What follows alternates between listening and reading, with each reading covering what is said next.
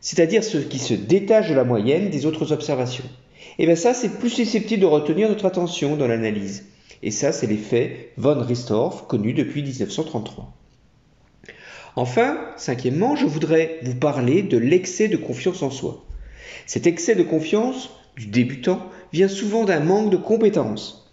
Par exemple, sur un nouveau sujet, si on vous demandait d'estimer votre niveau d'intelligence, la majorité d'entre nous dirait qu'il se situe au-dessus de la moyenne, mais très peu vont reconnaître être en dessous. En fait, les personnes les moins compétentes surestiment leurs compétences par décroyance, et les personnes les plus compétentes sous-estiment leur savoir. C'est ce qu'on appelle l'effet Dunning-Kruger. On l'appelle aussi le biais d'optimisme ou celui de la surconfiance. Un débutant doit donc veiller à ne pas surestimer ses capacités positives ou sous-estimer ses points négatifs. Et c'est tout l'opposé pour l'apprenti expert, c'est-à-dire le chercheur. Il doit reprendre confiance en lui à mesure qu'il acquiert des connaissances. Tout ce que je sais, c'est que je ne sais rien. Alors, il nous reste à évoquer les biais dans les méthodes d'analyse, ou encore les biais de confusion dans l'interprétation. Alors, j'en ai retenu 5. Premièrement, c'est aller trop vite. Trop vite comme le lièvre, tirer des conclusions trop hâtives avec trop peu de preuves. C'est ce qu'on appelle l'inférence arbitraire. L'exemple est clairement dans les chaînes d'information en continu. Alors, elles se fondent souvent sur des prédictions pessimistes ou jouent sur le sensationnalisme, c'est-à-dire l'information spectacle qui retient notre attention. C'est ce qu'on appelle un biais de représentativité, porter un jugement à partir de quelques éléments qui ne sont pas nécessairement représentatifs. Cela rejoint un peu les biais statistiques qui résultent d'un échantillonnage, on l'avait vu, qui était déséquilibré. Alors, on peut avoir tendance à s'attarder sur les détails, on va filtrer des observations, ce qui va tendre à amplifier l'importance d'une observation par rapport à une autre, et ce qui amène à occulter aussi l'ensemble du phénomène. On fait alors une abstraction sélective, ou ce qu'on peut appeler aussi le phénomène de globalisation. Bref, on met tout le monde dans le même panier. Alors deuxièmement, c'est aussi penser de façon dichotomique, par le tout ou rien, par des zéros ou des 1. C'est voir tout noir ou tout blanc. C'est-à-dire une vision manichéenne où tout serait parfait, sans nuance. Alors notre société a cette tendance vers le risque zéro. Si une situation n'est pas sûre à 100%, elle est forcément dangereuse. En gros, il n'y a pas de juste milieu. Cela rejoint l'aphorisme de Nietzsche qui disait « Ce n'est pas le doute, c'est la certitude qui rend fou ». Vous voyez bien, être rempli trop de certitudes, c'est bien entendu rassurant sur le court terme. Ça remplit un besoin, celui de combler son ignorance. Mais attention, ne plus douter du tout. C'est quitter l'approche scientifique, c'est rester dans l'illusion. Et on sait bien que cette illusion, elle est destructrice, elle n'est pas viable sur le long terme. Alors le troisième point va être relié à l'utilisation des méthodes. Certaines méthodes incorporent au préalable des informations, ce qu'on appelle des hypothèses, des convictions. Donc, je vous dis méfiance, donc il faut rester à l'abri d'introduire un biais de modélisation. Quatrièmement, alors une confusion peut apparaître aussi quand on mélange les effets. Ces erreurs peuvent apparaître effectivement quand on estime des liens entre des variables dépendantes et des variables indépendantes. Alors on va y revenir plus tard, mais cela peut provenir en fait de l'interférence d'autres variables avec d'autres variables qui ont été cachées ou insuffisamment contrôlées dans le protocole de recherche. Enfin, le dernier biais, 5e, vient de la façon de représenter une situation. Alors on sait que les courbes, les diagrammes, les camemberts, ça aussi, ça va influencer notre interprétation et c'est ce qu'on appelle le biais de cadrage. Voilà. Donc on a fait un petit peu le bilan de tous ces biais, vous voyez qu'ils sont plus d'une dizaine, et ça va impliquer d'être vigilant à toutes les étapes du questionnement, mesure de l'interprétation. Alors je vais vous donner 5 points de vigilance qui me semblent primordiaux. Alors primo, nous avons vu que la collecte des données pose problème. Mais heureusement, au cours de l'histoire des sciences, la mesure scientifique a été rendue de plus en plus objective. Alors j'entends par objectif le fait que les données sont mesurées indépendamment du jugement personnel des observateurs. Alors cela a été rendu possible grâce à l'invention d'instruments de mesure qui sont de plus en plus précis. Cela évite des lectures équivoques. Tous les instruments de mesure sont maintenant calibrés et standardisés. Mais alors, il arrive tout de même que des différences d'interprétation soient possibles.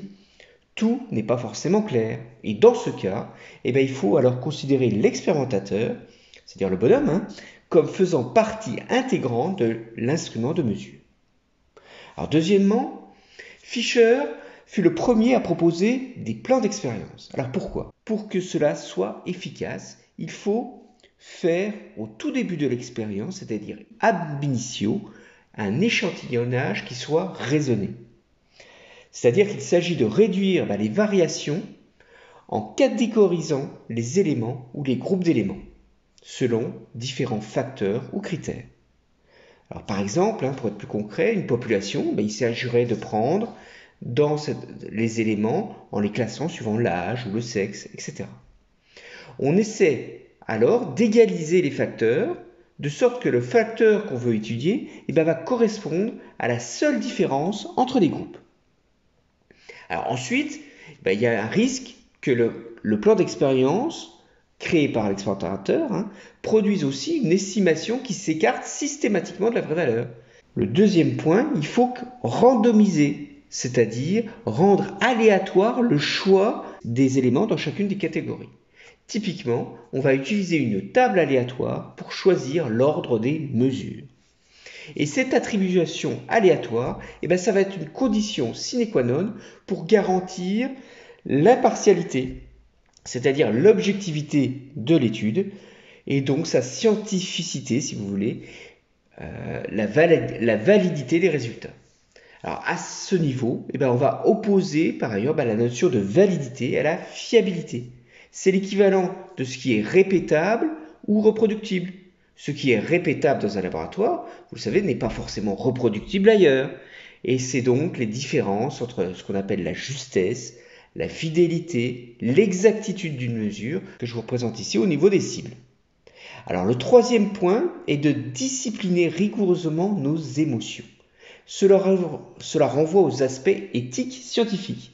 Nous l'avons évoqué, la présence d'aléas provoque une situation d'incertitude. Et donc le scientifique doit en effet prendre des décisions sans pouvoir toujours les justifier d'un point de vue rationnel, c'est-à-dire en s'appuyant sur des preuves ou des règles d'inférence. En ce cas, il ne faut pas hésiter à laisser l'évaluation de la preuve à ceux qui sont en position de le faire de façon dépassionnée. Il faut passer la main, le travail en équipe est alors favorable. C'est là tout l'enjeu du travail transdisciplinaire qui favorise le besoin de systématisation. En effet, on sait que travailler seul ne permet quelquefois d'obtenir qu'une vision parcellaire de la vérité, simple agrégat ou des petits morceaux d'information. Il faut donc systématiser les approches et tenter le plus possible de généraliser les faits afin de les relier entre eux. Une représentation exacte de la réalité nécessiterait en fait d'avoir la totalité des faits. Alors vous voyez bien que tout ça, ce n'est pas possible, mais c'est la tendance. Alors quatrièmement, on est souvent tenté d'ajouter une discussion dans les publications ou dans les rapports. Alors c'est une tentation qui se transforme parfois en un moment où l'on sort du strict cadre des résultats de l'étude pour se lancer dans des spéculations. Et c'est possible de spéculer, mais alors il faut épuiser l'ensemble des hypothèses. Et ça peut être très long. Donc vous voyez que les spéculations des discussions concernent souvent des cas particuliers, des exceptions. Donc toujours être vigilant dans les discussions. Cinquièmement, toujours dans les comptes rendus, les résultats d'une recherche ont souvent tendance à être favorables. Alors pourquoi? Ça porte un bon sentiment pour faire plaisir aux financeurs que l'on veut souvent remercier pour être publiés aussi et encore dans des journaux à haut facteur d'impact. On sait qu'il faut des expériences qui soient positives pour conforter une théorie. Ce sont ces théories qui sont favorisées par rapport à des expériences qui contredisent un principe. Alors que faire? Ça force de plus en plus au scepticisme dans les connaissances que nous acquérons non seulement à travers des études observationnelles ou expérimentales, mais aussi, il faut rester sceptique sur ce que nous acquérons à travers la lecture d'articles publiés, même dans des grandes revues. Alors maintenant que nous sommes vigilants pour éviter les biais cognitifs, passons à la dernière partie. Peut-on se rapprocher au plus près de la vérité? C'est-à-dire pour valider une théorie ou tout du moins trouver une cause. Y a-t-il un critère utilisable, un critère tout fait pour établir la validité d'une donnée ou d'une preuve? Eh bien, malheureusement, non. Il n'y a pas de critère absolu pour valider une preuve scientifique. On peut valider une étude, mais déterminer la causalité d'un effet, c'est bien plus compliqué. C'est plus que l'application d'une liste de critères. La vérité ne se trouve pas encore en programmant sur un ordinateur. Il faut pratiquer une critique méticuleuse, il faut quantifier toutes les erreurs qui peuvent affecter l'étude. Alors il y a bien sûr des cas très simples. Ce sont les cas d'école dans la pensée scientifique occidentale. La causalité la plus simple, on l'a dit, linéaire. Par exemple, ceci explique cela. Ceci, c'est la cause, et cela, c'est l'effet. C'est la causalité la plus simple qui soit. L'événement ceci précède et influence l'événement cela. Donc la causalité linéaire indique qu'une même cause crée toujours un seul et même effet. Vous voyez ici qu'il n'y a qu'une seule flèche. Ce modèle permet de décrire des cas simples. Il nous amène à penser des systèmes comme étant prévisibles, déterminisme. Alors Austin Hill avait tenté de définir dans les années 60 7 critères de causalité. Alors je précise bien que ce n'est valable que pour une causalité déterministe. Ces critères sont toujours utilisés de nos jours, mais juste pour démontrer l'évidence des cas déterministes, autrement dit lorsque la corrélation est confondue avec la causalité.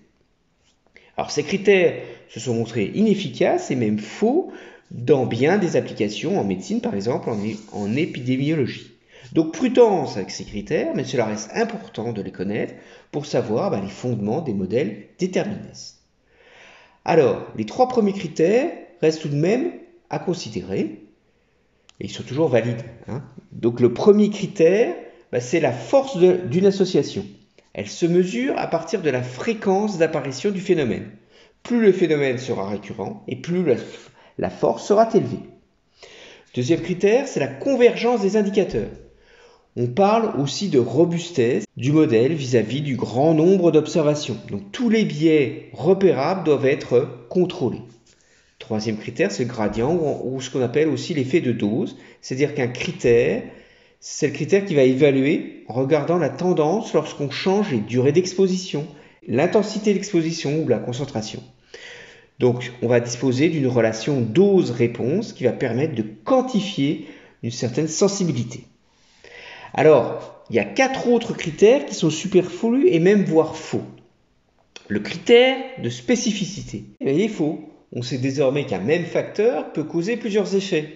Un facteur n'est pas forcément donc spécifique.